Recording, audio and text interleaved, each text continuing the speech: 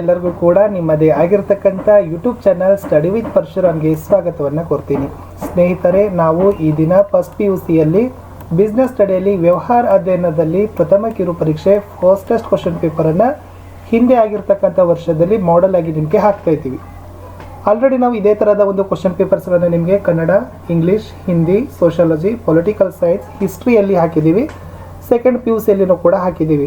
ತಾವು ನೋಡದೇ ಇದ್ದರೆ ವಿಡಿಯೋದ ಡಿಸ್ಕ್ರಿಪ್ಷನ್ ಬಾಕ್ಸ್ನಲ್ಲಿ PUC first and second year exam question paper all subject ಅಂತ ಒಂದು ಪ್ಲೇಲಿಸ್ಟ್ ಲಿಂಕ್ ಸಜೆಸ್ಟ್ ಆಗ್ತಾ ಇದೆ. ಅದನ್ನು ಒತ್ತಿ ನೋಡಿ ಅಂತ ಹೇಳ್ತಾ ತಾವೆಲ್ಲರೂ ಕೂಡ ವಿಡಿಯೋನ ಲೈಕ್ ಮಾಡಬೇಕು, ಶೇರ್ ಮಾಡಬೇಕು. ಫಸ್ಟ್ ಟೈಮ್ ವಾಚ್ ಮಾಡ್ತಿದ್ರೆ ಸಬ್ಸ್ಕ್ರೈಬ್ ಜೊತೆಗೆ ಬೆಲ್ ಐಕಾನನ್ನು ಅವಶ್ಯವಾಗಿ ಒತ್ತಿ.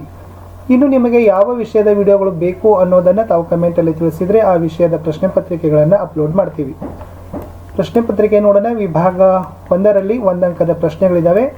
ಸೊ ನಿಮಗೆ ಬಹು ಆಯ್ಕೆ ಪ್ರಶ್ನೆಗಳು, ಬಿಟ್ಟ ಸ್ಥಳವನ್ನು ಪೂರ್ಣ ಮಾಡ್ತಕ್ಕಂಥ ಪ್ರಶ್ನೆಗಳು, ಹೊಂದಿಸಿ ಬರೆಯಿರಿ ಪ್ರಶ್ನೆಗಳನ್ನು ಕೇಳ್ತಾರೆ. ಸೊ ಇಲ್ಲಿ ಲಾಸ್ಟ್ ಇಯರ್ ಯಾವೆಲ್ಲ ಕೇಳಿದ್ರಂದರೆ, ಈ ಕೆಳಗಿನ ಯಾವುದನ್ನು ವ್ಯಾಪಾರ ಪೂರಕವೆಂದು ವರ್ಗೀಕರಿಸೋದಿಲ್ಲ? ಗಣಿಗಾರಿಕೆ, ವಿಮೆ, ದಾಸ್ತಾನುಗಾರಿಕೆ, ಸಾರಿಗೆ. ಯಾವುದಾದರೊಂದು ಪ್ರಕಾರದ ವ್ಯವಹಾರ ಸಂಘಟನೆಯನ್ನು ಹೆಸರಿಸಿರಿ.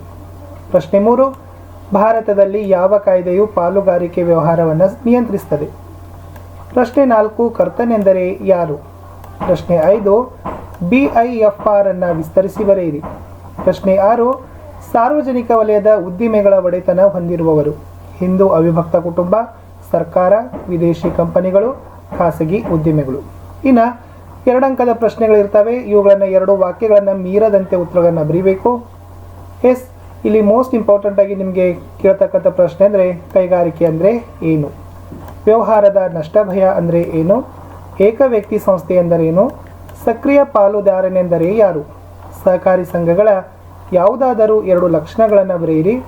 ಕೂಡು ಬಂಡವಾಳ ಸಂಸ್ಥೆ ಎಂದರೇನು? ಇಲಾಖಾ ಉದ್ದಿಮೆಗಳೆಂದರೇನು? ಒಂದು ಉದಾಹರಣೆ ಕೊಡಿ ಅಂತ ಇದೆ.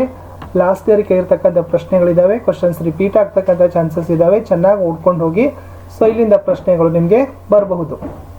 ಇನ್ನು 4 ಅಂಕದ ಪ್ರಶ್ನೆಗಳಿರ್ತವೆ. 15 ಸಾಲಗಳಿಗೆ ಮೀರದಂತೆ ಉತ್ತರವನ್ನು ಬರೀಬೇಕು.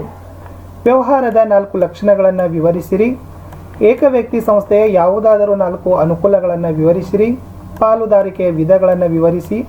ಶಾಸನಬದ್ಧ ನಿಗಮಗಳ ಯಾವುದಾದರೂ 2 ಅನುಕೂಲ ಮತ್ತು 2 ಅನಾನುಕೂಲತೆಗಳನ್ನು ಬರೆಯಿರಿ. ಜಾಗತಿಕ ಉದ್ಯಮಿಗಳ 4 ಲಕ್ಷಣಗಳನ್ನು ವಿವರಿಸಿರಿ ಅಂತ ಕ್ವಶನ್ಸ್ ಇದ್ದಾವೆ. ಮೋಸ್ಟ್ ಇಂಪಾರ್ಟೆಂಟ್ ಇದ್ದಾವೆ. ಸೊ ಇವುಗಳನ್ನು ಕೂಡ ತಾವು ನೋಡಬೇಕು. ಇನ್ನು 8 ಅಂಕದ ಪ್ರಶ್ನೆ ಇರ್ತವೆ. 30 ಸಾಲುಗಳಿಗೆ ಮೀರದಂತೆ ಉತ್ತರಗಳನ್ನು ಬರೀಬೇಕಾಗ್ತದೆ. ಅದರಲ್ಲಿ ಯಾವೆಲ್ಲ ಕ್ವಶನ್ಸ್ ಕೇಳಿದ್ದಾರೆ ಅಂದರೆ, ಸಹಕಾರಿ ಸಂಘಗಳ ಪ್ರಕಾರ ಅಥವಾ ವಿಧಗಳನ್ನು ವಿವರಿಸಿರಿ. ಕೂಡು ಬಂಡವಾಳ ಸಂಸ್ಥೆಯ ಲಕ್ಷಣಗಳನ್ನು ವಿವರಿಸಿರಿ. ಇಲಾಖಾ ಉದ್ದಿಮೆಗಳ ಅನುಕೂಲಗಳು ಮತ್ತು ಅನಾನುಕೂಲಗಳನ್ನು ವಿವರಿಸಿರಿ. ಇನ್ನು ಪ್ರಾಯೋಗಿಕ ಪ್ರಶ್ನೆಗಳು 5 ಅಂಕಕ್ಕೆ ಕೇಳಿರ್ತಾರೆ. ಸೊ ನೋಡಿ, ವ್ಯವಹಾರ ಸಂಸ್ಥೆಯೊಂದರ ಮಾಲೀಕರಾಗಿ ಅದನ್ನು ನಡೆಸುವಲ್ಲಿ ನೀವು ಯಾವ ನಷ್ಟ ಭಯ ಎದುರಿಸಬೇಕಾಗ್ತದೆ? ನೀವು ಒಬ್ಬ ವ್ಯವಹಾರಸ್ಥರೆಂದು ಭಾವಿಸಿ ಜಂಟಿ ಉದ್ಯಮೆಯಲ್ಲಿ ತೊಡಗೋದ್ರಿಂದ ಆಗೋ ಅನಾನುಕೂಲಗಳನ್ನು ಯಾವೆಲ್ಲ ಅನುಕೂಲ ಹೊಂದುತ್ತೀರಿ ಅನ್ನೋದನ್ನು ತಿಳಿಸಿ ಅಂತ ಕೇಳಿದ್ದಾರೆ.